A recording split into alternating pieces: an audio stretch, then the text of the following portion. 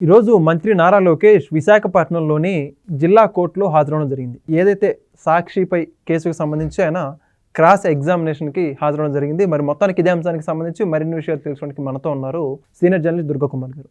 Sir నమస్కారం అండి. నమస్తే వెంకట్, మన వీక్షకులు కూడా. సార్, సాక్షిలో తనకి సంబంధించి అసత్య కథనాన్ని ప్రచురింపజేశారని చెప్పేసి గతంలో ఇప్పుడు దాదాపు మూడోసారి ఇది నారా లోకేష్ గారు ఈ యొక్క కోర్టుకు హాజరవడం. మొత్తానికి అంశం గురించి మీరు ఏమంటారు? ఇప్పుడు ఒక్కోసారి ఎట్లా ఉంటుందంటే, నిజంగా ఆకలేసిన వ్యక్తికి ప్రవర్తించే తీరు ఒక రకంగా ఉంటుంది, కడుపు నిండిన వ్యక్తి ప్రవర్తించే తీరు వేరేగా ఉంటుంది. అట్లాగే నిజంగా ఏదన్నా మనస్తాపం కలిగి తనకు అన్యాయం జరిగిందని రాజకీయ నాయకులు ఏదైనా కోర్టులో కేసు వేస్తే ఒక రకంగా వ్యవహరిస్తారు. ఏదో నా దగ్గర అధికారం ఉంది, అవతలాడిని వేధించడం కోసం కేసులు వేసే తీరు ఒక రకంగా ఉంటుంది. ఇప్పుడు మనం ఇక్కడ రెండు అంశాలని పోల్చుకోవాల్సిన విషయం ఉంది. జగన్మోహన్ రెడ్డి గారు ఒకసారి తన మీద హత్యా ప్రయత్నం జరిగింది వైజాగ్ ఎయిర్పోర్ట్లో, అది కూడా వైజాగే. ఈయన కూడా విశాఖపట్నం 12వ అదనపు జిల్లా కోర్టులో హాజరయ్యారు ఇవాళ. అంతకుముందు కూడా ఇదే కేసుకు సంబంధించి 2 సార్లు కూడా హాజరయ్యారు. ఇంత బిజీగా ఉండే వ్యక్తి అనేక విదేశ పర్యటనలో చేసుకుంటా, లేకపోతే ఇక్కడ స్కూళ్ళల్లోనూ ఇక్కడ తనకుండే శాఖకి ఐటీ శాఖ, విద్యాశాఖ బాధ్యతలని చూసుకుంటూ మళ్ళీ ఈ వ్యక్తిగతంగా తన మీద పరువు నష్టం చేశారని సాక్షి పత్రిక మీద వేసిన కేసులో క్రాస్ ఎగ్జామినేషన్ అంటే అవతల లాయర్ ఈయన్ని ప్రశ్నిస్తాడు అనేక అంశాల మీద. వాటికి సమాధానం చెప్పాల్సిన బాధ్యత ఎవరైతే కేసు చేశారో ఆయనకుంటుంది. అట్లాగే జగన్మోహన్ రెడ్డి గారు తన మీద హత్యా ప్రయత్నం జరిగిందని ఒక కేసు పెట్టిన సందర్భంలో అది విజయవాడలోనే విచారణకు హాజరవ్వాలి. ఆయన 5 సంవత్సరాల పాటు ఆయన కనీసం విచారణకి హాజరు కాని పరిస్థితుల్లో ఎవరైతే ఆ కేసులో ముద్దాయిగా ఉన్నాడో ఆ వ్యక్తి శ్రీనివాస్ అనే ఒక దళిత యువకుడు జైల్లో ఉండాల్సి వచ్చింది. వైజాగ్ జైల్లో ఉన్నాడు 5 సంవత్సరాల పాటు, దాదాపుగా ఒక 2-3 నెలలు తక్కువ.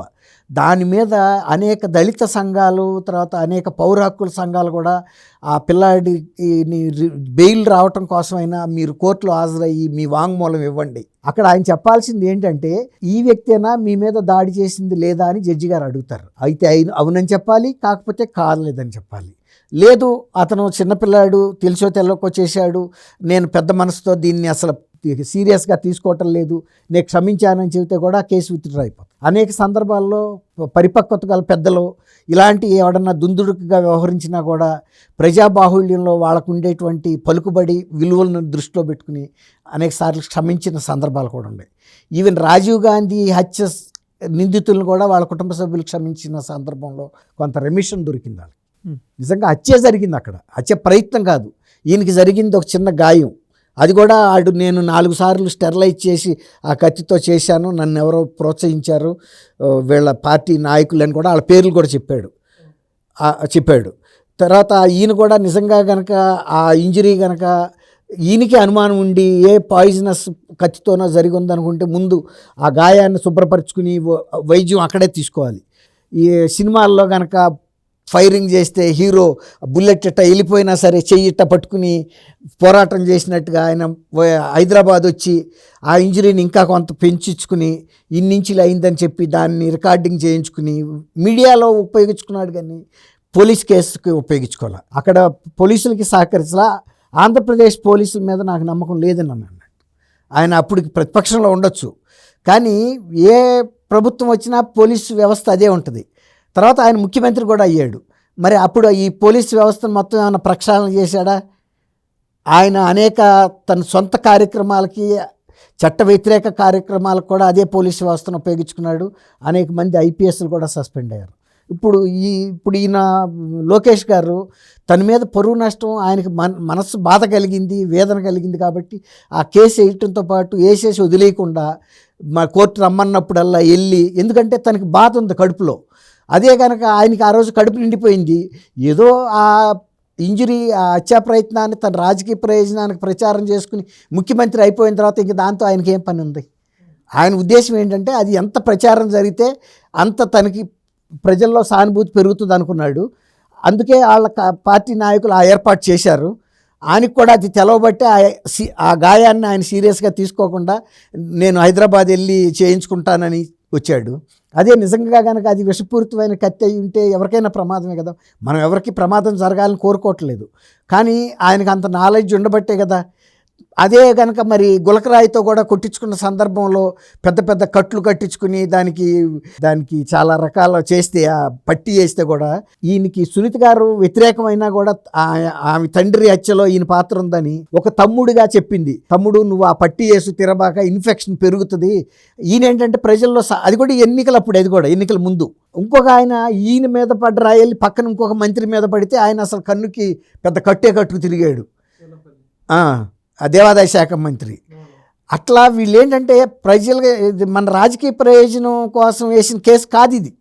ఆయనకు వేదన కలిగించింది, నిజంగా ఆయన ప్రతిష్టను దెబ్బతీసింది కాబట్టే ఇన్నిసార్లు పట్టుదలగా వెళ్తున్నాడు. ఈ సాక్షి పత్రికకి నాకే కాదు, భవిష్యత్తులో కూడా ఎవరికి ఇట్లాంటి అప్రతిష్ట కలిగే వార్తలు రాయకూడదు, లేకపోతే ఆయన ఇన్నిసార్లు వెళ్ళాల్సిన అవసరమే ఉంది, అంత బిజీగా ఉండే వ్యక్తి కదా.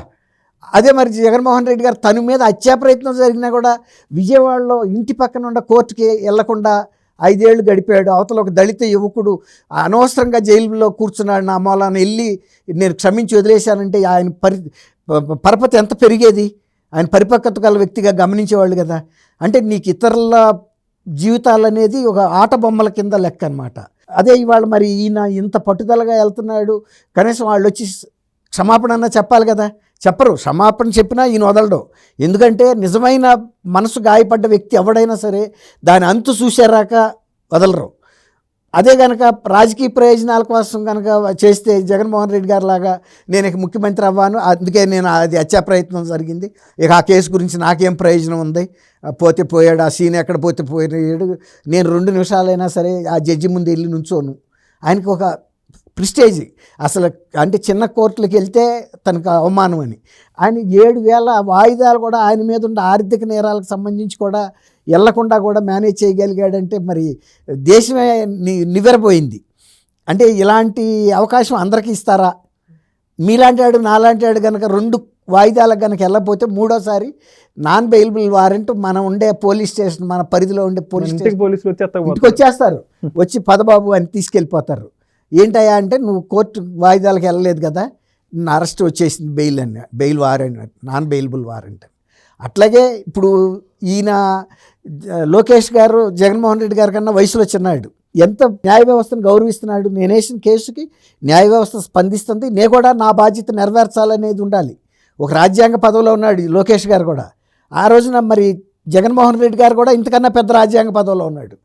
ఆ వ్యవస్థలు గౌరవించాలి కదా. నిన్ను వచ్చి చెప్పమంది హత్యా ప్రయత్నం మరి ముందుకు వెళ్ళాలంటే నువ్వు ఫిర్యాదుదారుడు, అక్కడ నువ్వు వచ్చి ఆ ముద్దాయిని అవునో కాదో చెప్పాలి. అది చేయలే అంటే వ్యక్తుల మధ్యలో ఎలాంటి తేడా ఉంది, దేన్ని ఉపయోగించుకుని రాజకీయంగా లబ్ధి పొందుతారే తప్ప న్యాయ వ్యవస్థకి ఇవ్వాల్సినటువంటి గౌరవాన్ని కానీ అవతల వ్యక్తికి ఉన్నటువంటి పౌర హక్కుల్ని గౌరవించడం కానీ లేదు. నిజంగా అతను అంతకాలం జైల్లో ఉండాల్సిన అవసరం ఏముంది? ఇప్పుడు హత్యలు చేసిన వాళ్ళు కూడా బెయిల్ మీద రిలీజ్ అవుతున్నారు 3 నెలలకో 4 నెలలకో. ఇప్పుడు ఈయన 2 డజన్ల కేసులు ఉన్న జగన్మోహన్ రెడ్డి గారు కూడా పెద్ద పెద్ద కేసులైనా కూడా 1,000 కోట్ల రూపాయల ఆస్తులు జప్తులో ఉండి కూడా 16 నెలల తర్వాత బెయిల్ మీద రాగలిగాడు. మరి అదే ఒక దళిత యువకుడు 5 సంవత్సరాల పాటు నేరం రుజువు కాకుండానే ఒక ముద్దాయి స్థాయిలోనే ఉండాల్సిన పరిస్థితి వచ్చింది. కాబట్టి ఈ రెండింటిని పోల్చినప్పుడు ఎవరు ఖచ్చితమైన మనిషి, ఎవరికి వ్యవస్థల పట్ల గౌరవం ఉంది అనేది మనం జస్ట్ పోల్చి చూసుకున్నప్పుడు జగన్మోహన్ రెడ్డి గారు తను ముఖ్యమంత్రి అయిన తర్వాత ఇక తను సంపాదన, తన అధికారాలు, తను స్వార్థమే తప్ప మిగిలిన ఏది ఆయన పట్టించుకోవాలి. ఇప్పుడు అదే మరి ఈయన తను ఒక పౌరుడిగా తన బాధ్యతను తను నెరవేరుస్తున్నాడు. Thank you sir. Thank you Venkat, మన వీక్షకులు. Please subscribe to Leo News for more videos.